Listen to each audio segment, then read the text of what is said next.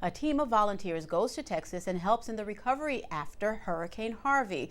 The Good Samaritan is encouraged to lend a hand by the Catholic leader of Brooklyn and Queens, Bishop Nicholas DiMarzio. Current News' Michelle Powers travels south too to cover the effort and pitch in as well. She has just returned to Brooklyn. Michelle here now. Welcome back, ready to report on how Catholics care.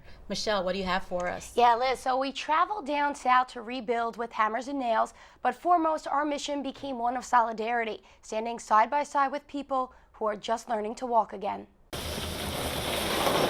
don't need to necessarily have met them and to spend time with them to express your love for them. That's what 20 people from the Diocese of Brooklyn are in the plains of Texas for.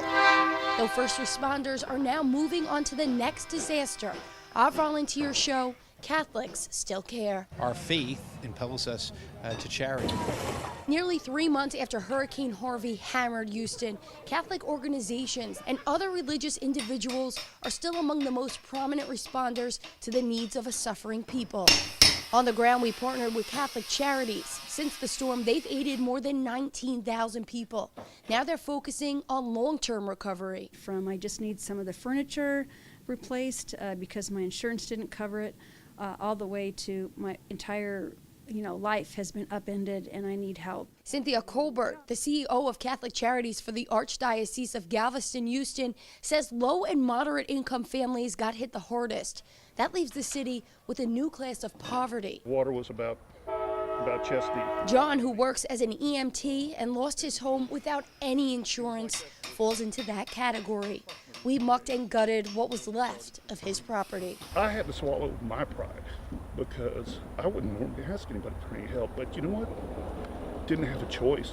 Dry eyes in Houston haven't been seen in a while, whether it's from sawdust, suffering, or the joy of just having survived. Some of these houses aren't. Junior's volunteered every day since the floods, and he says even though he meets people on the worst day of their lives, you see the best in humanity on the worst day.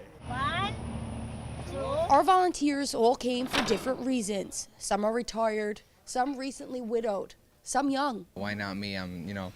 Again, I'm 25 and I have a lot of free time. But they all left each day feeling the same, a good tired. The remainder of the volunteers will return to the diocese this Saturday. For the people of Greater Houston, that will be too soon, but we only wish we left a lasting impression of faith and hope in a stronger tomorrow. Oh, Michelle, I'm really sure you did. Tell me more about the volunteers. What inspired their compassion? So Liz, I went down there to work, but this was a group of 18 people that came to do a certain job, and they were the most compassionate people I have ever met. They were so selfless.